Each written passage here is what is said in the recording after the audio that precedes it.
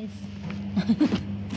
Ayan po, mag-charity damit po tayo sa ito. Natapos na tayo natin matupi. So, ilagay natin sa bag. Kasi ihulog natin doon sa hulugan. Ganun ang pag-charity dito. Bawal itapon. So, ganito tayo. Marami po damit dito ngayon. Charity words. Sabi kasi ng amo ko, itatapon. Sabi ko, wag itapon. Ipamigay kung sino nangangailangan ng mga damit.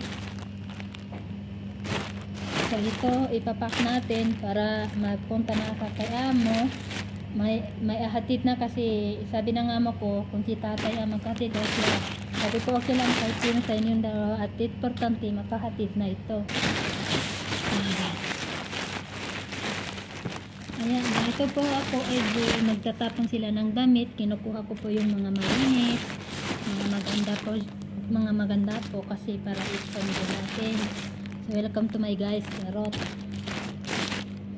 Welcome to my vlog pala.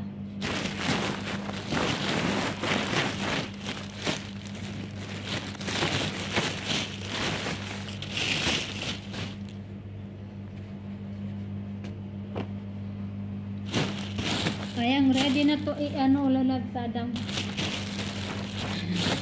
Ready na tong hindi ko to unbox ha.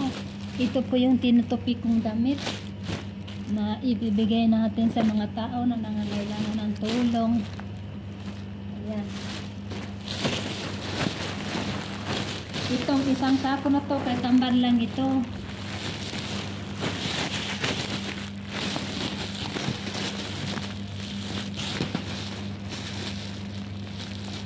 This way.